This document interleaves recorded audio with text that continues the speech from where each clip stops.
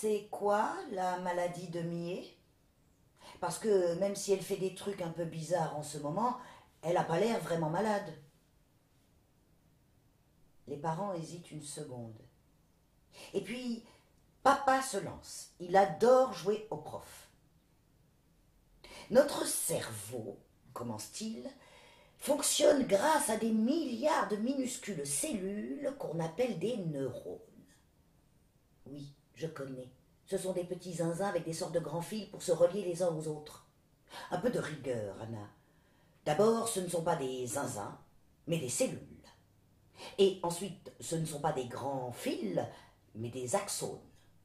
Quant à l'hippocampe, c'est une partie du cerveau appelée ainsi en raison de sa forme.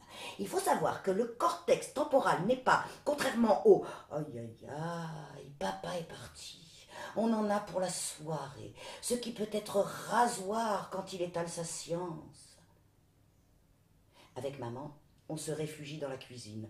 Ça ne l'arrête pas une seconde, il continue à parler devant les assiettes vides et la bouteille de ketchup. Maman résume. L'hippocampe est une petite région de notre cerveau indispensable à notre mémoire. Et c'est là que les neurones sont les plus fragiles.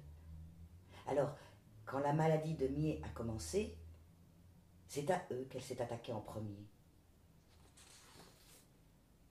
Moi, je trouve que c'est lâche de s'attaquer aux plus faibles. Maman ignore mon intervention. Mais ça remonte à plusieurs années, poursuit-elle. À ce moment-là, personne ne se doutait de rien, pas même Millet.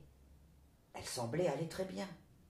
Mais peu à peu, la maladie a gagné d'autres zones du cerveau et du coup, Millet s'est mise à oublier plein de trucs, à s'en mêler dans ses mots et à faire des choses de plus en plus bizarres.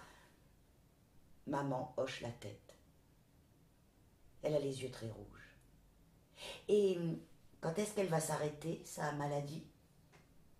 Jamais, Anna. Ça va empirer.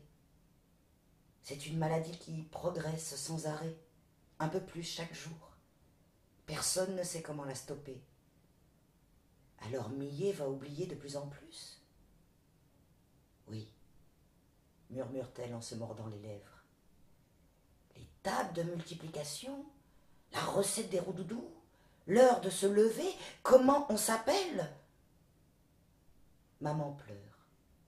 De l'autre côté, papa continue, alors que dans un neurone normal, les protéines taux, ce qui peut m'agacer. Il est vraiment ridicule des fois. Je m'installe sur les genoux de maman. Ça ne m'est pas arrivé depuis si longtemps qu'elle en semble presque gênée.